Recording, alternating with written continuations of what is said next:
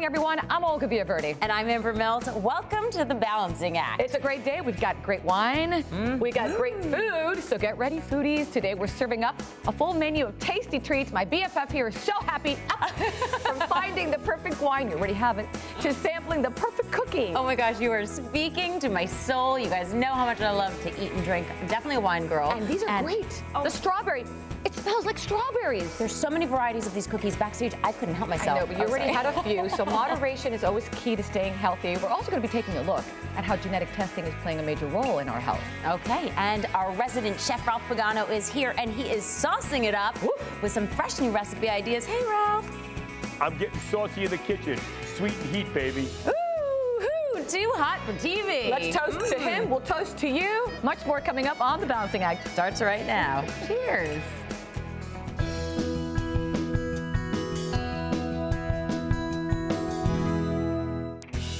Are you a wine aficionado? Do you know what food to pair with that wine? Well, not all of us are experts, not me. And figuring out what wine to buy can be so overwhelming. Well, have no fear this morning. We're gonna have so much fun.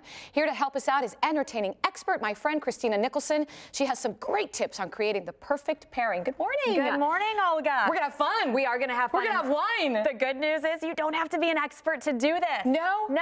Okay. You're gonna learn a little bit. You just need to follow some simple guidelines Like to what? match the food with the wine. Well, if the food is mild, you want to go with a more mild wine. If the food is flavorful, you choose a flavorful wine. And I brought plenty to choose from Ménage à Trois. What? Ménage à Trois, Olga. I said it. A little risque this morning. Fun and flirty. That means 3. Yes, well, that's how the brand started, with 3 grapes, hence the name Ménage à Trois. Well, I feel like we need one more individual here. Okay. Can we find somebody? Stand by. Yes, I'm going to Let's get find somebody my to talk about fabulous these photographer. wines. This poor man, Oh, Diego. lucky Diego. And wait. He's from Costa Rica.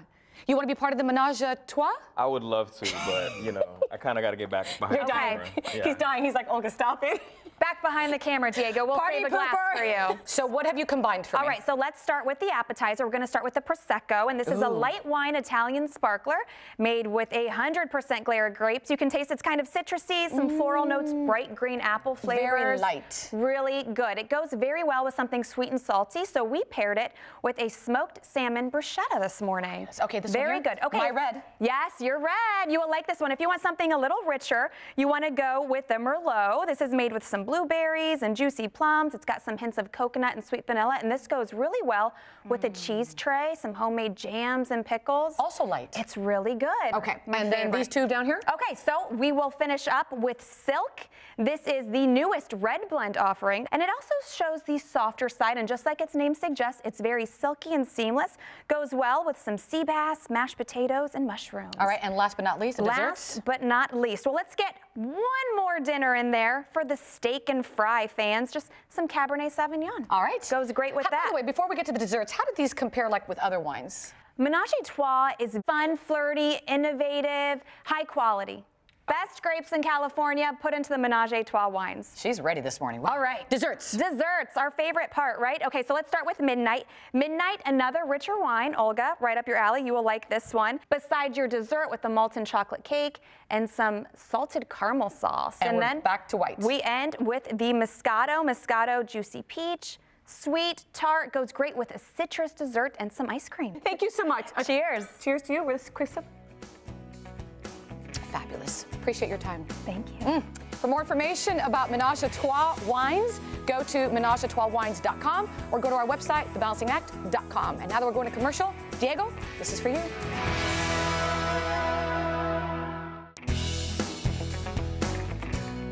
You've heard the phrase, an apple doesn't fall far from the tree, meaning you're a reflection of your parents and your children are a reflection of you. But it goes much deeper than that, to genetics and the role they play in your health.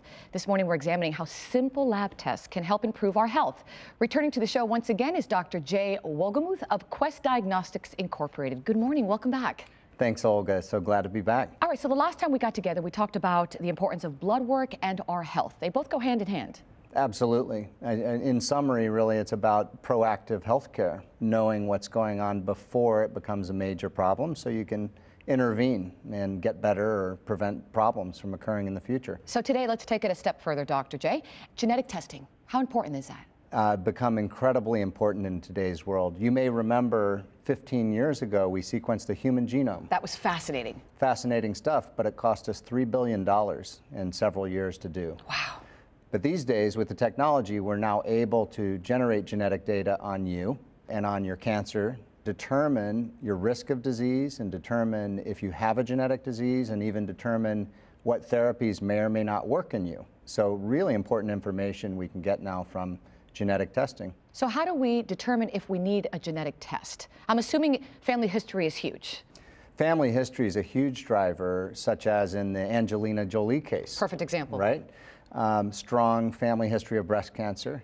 In that case, she had BRCA genes tested, which determine whether you have a very high risk of breast cancer in your lifetime. And with that information, she and others can really prevent breast cancer from occurring. So that's one area, is prevention of disease. The other would be you have symptoms, you have a problem, and maybe you have a genetic disease, and therefore testing would be indicated to figure it out. And then finally, like we talked about, the use of genetic testing to determine what therapies may or may not work in you is another, really important area. And when it comes to Quest Diagnostics, what genetic testings do you have available? Well, we offer thousands of tests, but increasingly a lot of those are genetic tests. Mm-hmm. We do testing for prenatal testing in women. Okay, the genetic testing in women to determine prenatal risk. We do cancer-based testing to determine what therapies will work in a cancer patient. We also do genetic testing to determine risk of breast cancer and other cancers in the future.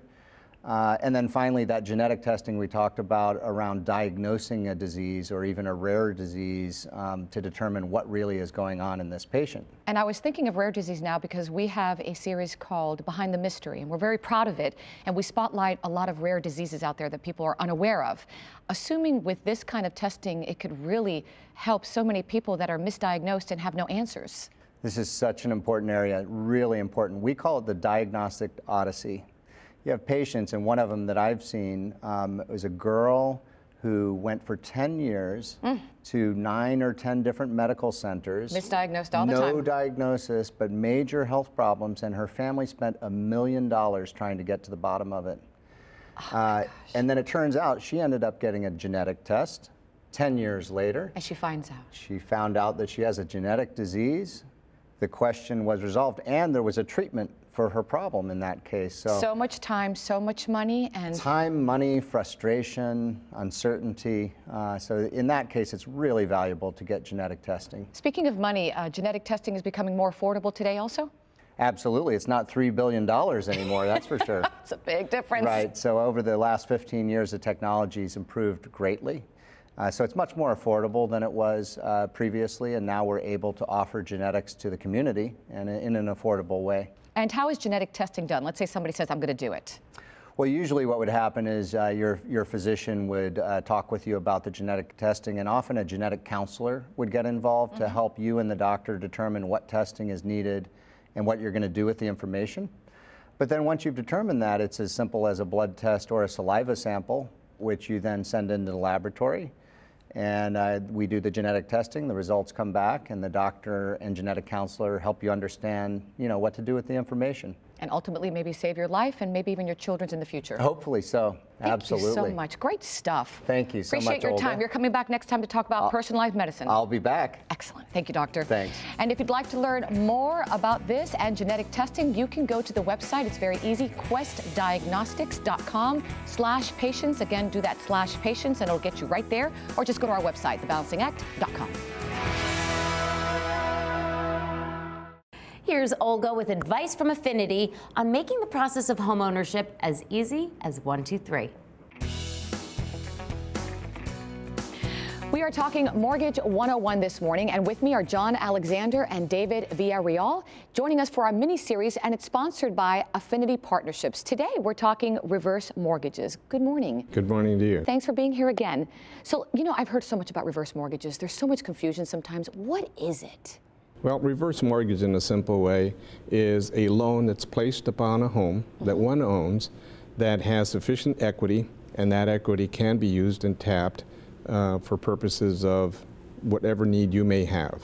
It's not limited in terms of how that money is spent, so I think it's a great tool for people who need financial planning. And how exactly does it work? Keep it simple. It really is. It's an easy method to access the equity in your home. You spent your life building up and paying those mortgage payments, and now you want to be able to access it. This is a way for individuals 62 years of age or older to access that and use that money for whatever they'd feel like. And it's a safe thing to do. And remember, you're not giving up your title, you're not giving up ownership. It's something that you continue to own, and you be able to use the value that you put into your home for your own personal use. And who qualifies? Is it just 62 and older? Is that it? Well, that is the benchmark. 62 is the required age of a homeowner to qualify. There's other conditions, but that your mortgage professional can work with you on. But you also need to know that this type of loan has certain tools to it that a mortgage professional must complete, and it protects the borrower. And quickly, so if I have a reverse mortgage on my house, how do I receive payments? There are a couple of ways. You can either take it as a lump sum. You can have a variety, a lump sum and monthly payments. But the good part about it is you never have to pay another mortgage payment again. It's automatically paid off. So you can just move forward and extract the equity that's in your home. Lots of options. Lots of options. Lots of options. Fun Thanks stuff. again. Great information, great mortgage tips. We're going to see you again for more in the future. Thank you, gentlemen. Thank you. And if you'd like to learn more about reverse mortgages, you can just go to the website, usareverse.com. That's usareverse.com. Or just check out our website, thebalancingact.com.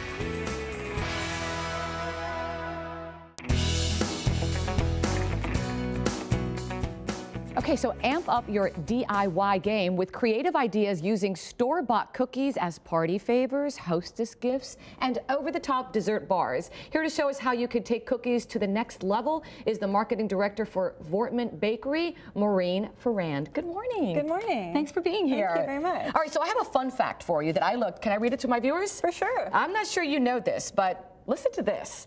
The average American will eat 19,000 cookies in their lifetime.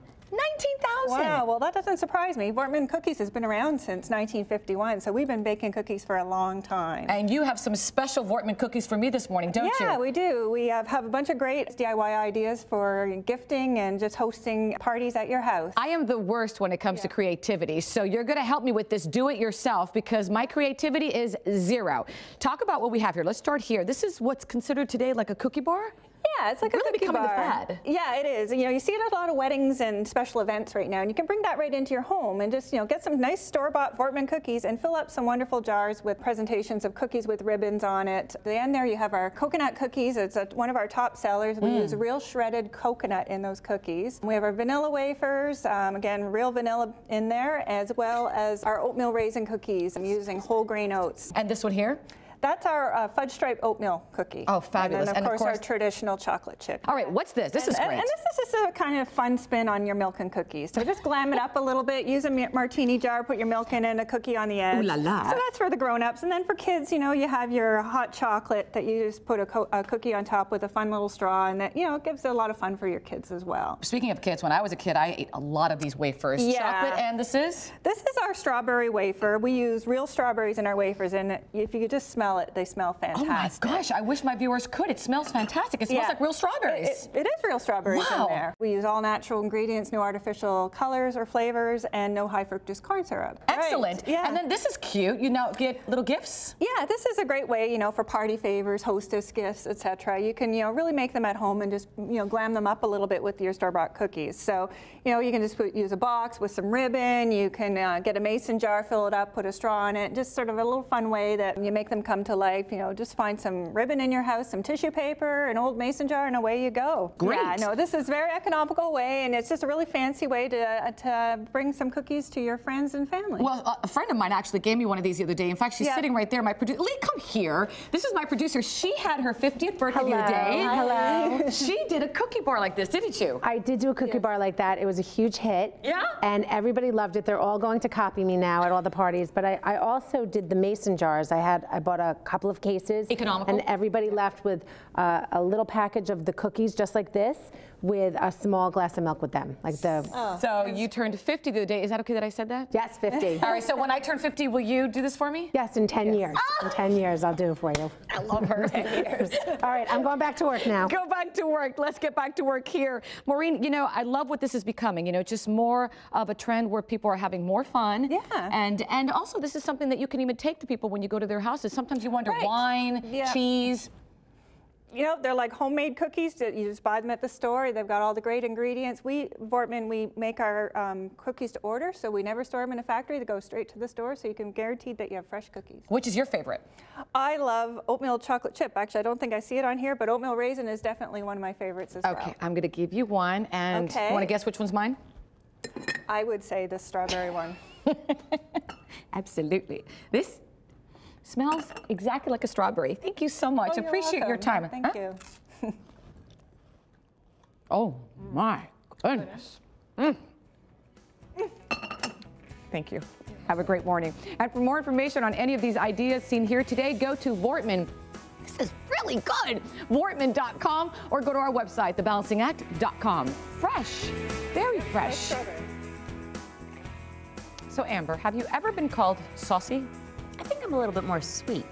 Oh. You're saucy. No, I'm sour. Oh, All right, so, you know, I get fired up about a new recipe or a new sauce that can spice up a meal. Oh, you know, my husband loves to add a little sauce and spice to make things hot in the kitchen and to make our meals just right. That's Where what are we I was going talking with about. this? You know, Chef Ralph is here to save me. He's also got some awesome recipe ideas, so sauce up, everyone. Caliente.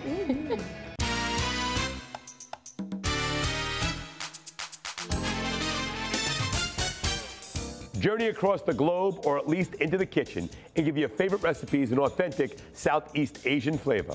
I'm Chef Ralph Pagano, and today I'll be showing you a flavorful condiment and marinade, and it adds both sweetness and heat to all your meals. Let's get started. Full disclosure, I absolutely am in love with Maggie's sweet chili sauce. It works on just about everything. It is an absolute staple in my cupboard, and it has been for as long as I can remember. I'm gonna get one of my simple, easy, ready-to-go dishes ready for you right now, and this is a beef lettuce wrap. Check this out. So simple.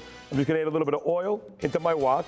Now, if you don't got a wok, no sweat. You can do this on your regular stovetop with a pan, but I'm fancy. I got a wok. In it, I'm gonna get some sliced top round right here. London broil, any kind of beef will work. Just pop it right into the oil. Put it away from you when you do it. Now, I like these big pieces of scallion. I'm going to hold these off later. I'm going to put it into my recipe. Now, I saute it around. To this beef, I add onions. Nice and easy. Fresh garlic. And stir it around. We're going to let the heat take over right here. Letting this meat cook up a little bit. I got my onions and garlic. Then I'm going to throw in my green peppers. That's going to give me a little bit of crunch. And then toss in 2 of these pieces of scallion. I'm going to get that really great, rich scallion flavor going on. It's going to be perfect for this. Give it a stir around with my fancy chopsticks. And now let's enter the Dragon Maggi sweet chili sauce. This is going to really bring this whole dish together and make it perfect. My kids love it. My wife loves it. When I cook this dish, my neighbors come over. I'm not really a big fan of them, but they come over anyway. Let the sauce do its magic, and then presto, changeo, abracadabra. We've got beef lettuce wraps right here. We're gonna top them with some toasted peanuts, fresh cilantro, and green onion. They come out perfect. Over here on my right, how about this? Sauteed chicken and papaya with sweet chili sauce. So cool, so great, so flavorful, and in the springtime and the summertime, it's so good to eat cool. How about this? Sticky ribs. Do you like sticky ribs? A little macaroni and cheese and some cabbage slaw. It's absolutely incredible. Here's what I want you to do. Head to NestleUSA.com or our website, thebalancingact.com, and get more info about the Maggi sweet chili sauce. Remember, this has been a quick bite. Give my hair lettuce wrap.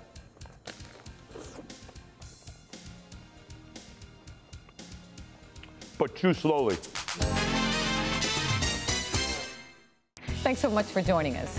You know, you can make it a great day. Head to our Facebook page and our website. And of course, you can follow us on Twitter because we've got lots more there. Thanks for watching, and we'll see you next time.